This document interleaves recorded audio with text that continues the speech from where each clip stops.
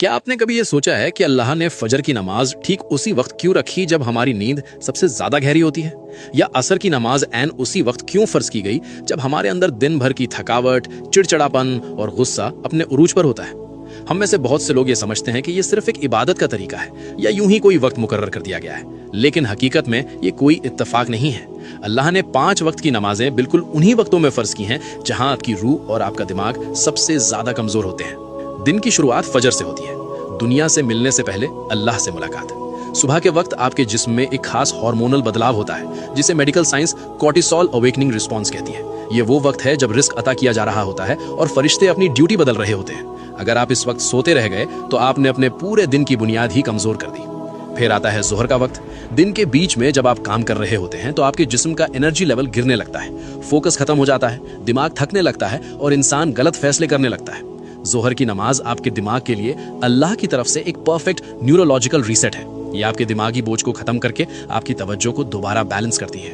अब बात करते हैं असर की, जिसे जज्बाती कमजोरी का वक्त कहा गया है। शाम से पहले के इस वक्त में इंसान अक्सर गुस्से में होता है, दूसरों पर भड़ास निकालता है और सबसे ज्यादा गलतियां करता है। इसीलिए अल्लाह ने कुरान की सूरे अल असर में वक्त की कसम खाई है। असर की नमाज एक हिफाजती रुकावट है जो आपको जज्बाती तौर पर टूटने से बचाती है। इससे पहले कि हम मगरिब और इशा के एक बहुत बड़े राज की तरफ बढ़ें, इस वीडियो को अभी अपने दोस्तों और अजीजों के साथ शेयर जरूर करें ताकि वो भी नमाज की इस खूबसूरत हकीकत को समझ सकें। मगरिब, बदलते हुए लम्हों का वक्त। जब सूरज गुरूब होता है तो आपका दिमाग दिन की रफ्तार से निकलकर आराम की तरफ जाने लगता है। ये एक ऐसा ट्रांजिशन का वक्त है जिसके बारे में हमारे प्यारे नबी हजरत मोहम्मद सल्लल्लाहु अलैहि खास तौर पर तंबीह फरमाई है। जब रात दाखिल होती है तो गैब की मखलूक ज्यादा एक्टिव हो जाती है। मगरिब सिर्फ एक नमाज नहीं बल्कि अंधेरे की दहलीज पर मिलने वाली एक मजबूत हिफाजत है। और आखिर में इशा, अंदर की दुनिया की हिफाजत।